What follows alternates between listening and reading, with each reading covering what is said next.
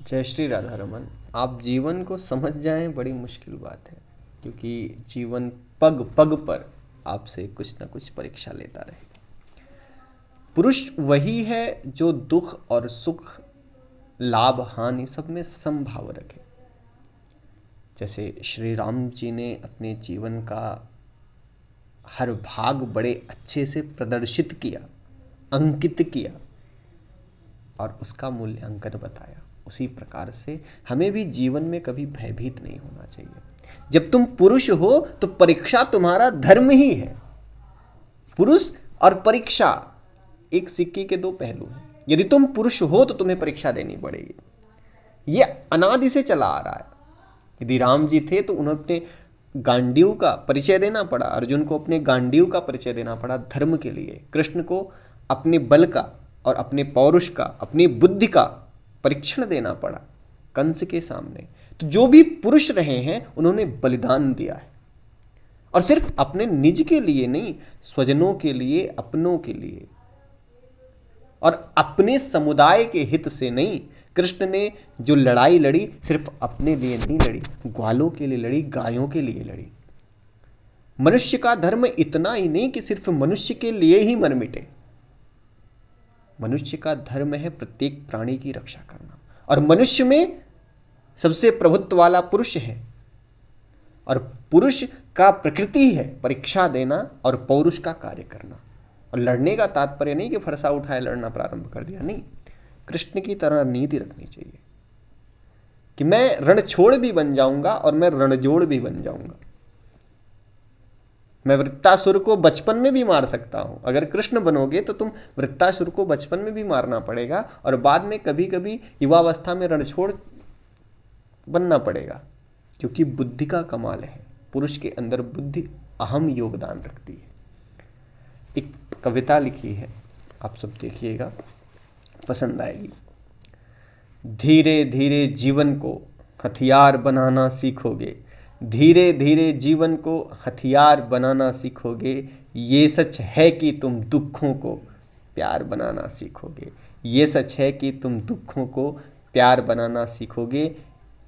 टूटे फूटे हाथे पैरों को तुम्हें जोड़े जोड़े रखना है, इन टूटे टूटे हाथों पैरों को तुम्हें जोड़े जोड़े रखना है। कोटि कोटि की पीड़ा हो फिर भी तुम्हें खिल खिलाकर हंसना है, कोटि कोटि की पीड़ा हो फिर भी तुम्हें खिल खिलाकर हंसना है।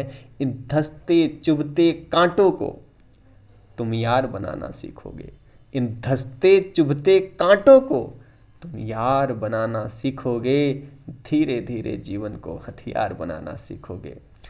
तुम दुर्योधन थोड़ी ना हो जो जंघा टूटे मर जाए, तुम दुर्योधन थोड़ी ना हो जो जंघा टूटे मर जाए। तुम शकुनी हो नहीं सकते जो निज का हनन ही कर जाए। तुम कौरव जैसा मत बनना जो अपनों को मरवा डाले। ये पंक्ति देखिएगा कि तुम दुर्योधन थोड़ी ना हो जो जंघा टूटे मर जाए। थोड़ी सी पीड़ा में मरना तुम्हारा कर्तव्य नहीं है। तुम पुरुष हो, तुम कृष्ण हो, तुम राम हो, तुम्हें संघर्ष करना है, तुम्हें लड़ना है। कि तुम दुर्योधन थोड़ी ना हो जो जंघा टूटे मर जाए। तुम शकुनी हो ही नहीं सकते जो निज का हनन ही कर जाए। और अपनी बुद्धि और विवेक का इस प्रकार से कभी प्रयोग मत करना जिसमें तुम्हारे अपनों की हानि हो। शकुनी के पास अपार बुद्धि थी, परंतु उसने अपनी ही बहन का घर बर्बाद किया, अपने ही भांजे को बर्बाद किया। तो कभी भी शकुनी बनने का प्रयास मत करना कि तुम दुर्योधन थोड़ी ना हो जो जंघा टूटे मर जाए। तुम शकुनी हो नहीं सकते जो निज का हनन ही कर जाए। तुम कौरव जैसा मत बनना जो अपनों को मरवा डाले। तुम कौरव जैसा मत बनना जो अपनों को मरवा डाले। तुम अश्वस्थामा मत होना जो ब्रह्म की मर्यादा गिरा डाले।